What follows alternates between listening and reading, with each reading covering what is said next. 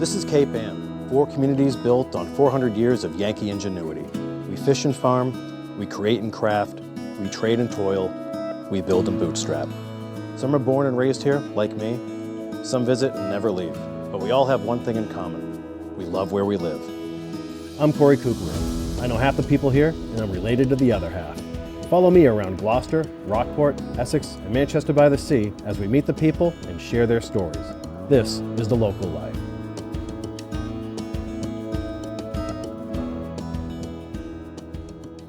Beth Williams has been designing and making colored glass jewelry for over 35 years.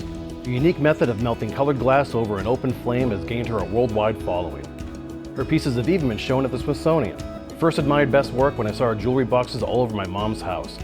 We became friends, and nowadays I stop by her studio in the heart of downtown Gloucester just to say hi, like now. I'm Beth Williams Studio. I've been here for 25 years. I'm a glass bead maker and jewelry designer. And did you always have an artistic bent? I always liked doing artistic things. When my sister left for college, she left all her stained glass supplies at home. So I confiscated those, and I kind of taught myself how to do that. So I started in glass back when in my 20s. So we would get some of the flowers from the bride's bouquet and press them on the wedding invitation and then frame them in stained glass. And we did that for about 10 years. What is the fascination with glass for you? What isn't? It's the color, it's the light, It's it gorgeous. Changes.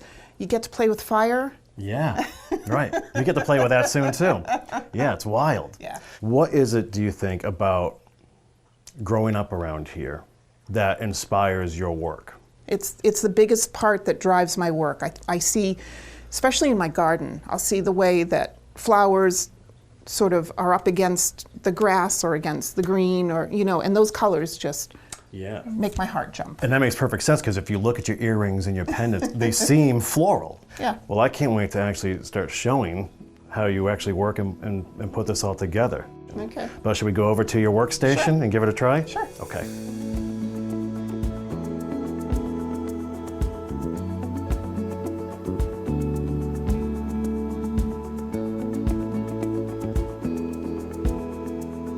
It's known by a couple of different names, either lamp working, flame working, sometimes torch working, for obvious reasons. Lamp working came from when the Venetians did this back in the 1600s. They actually worked on an oil lamp that was powered, it had a bellows underneath the table that they would work with their feet to blow air across the flame to make it hot enough to melt this glass. Wow.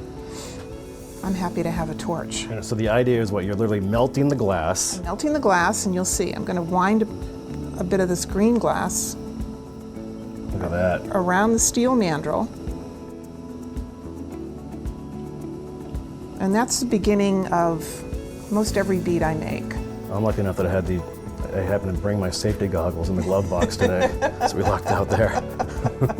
How hot can this flame get? Well, you don't want to put your hand in it. Yeah. The glass melts depending on what color, because they all have different chemical properties, but it melts anywhere from 1300 to probably 1600 degrees Fahrenheit. I don't know, there's just something about this that struck me like nothing ever did anything else I've ever tried. So you say you'll dream about color combinations and then jot figure them out down? figure out how I can make them work. Yeah. This will go into the kiln, which is behind, well, I have two, but the one I'm going into is behind you. And it will stay in there overnight. When I'm done working for the day, the controller will take over, and it'll cool it down at a very slow process.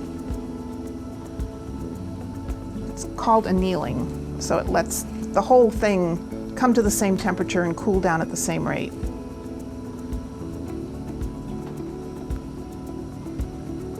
Okay, I'm going to go into the kiln now.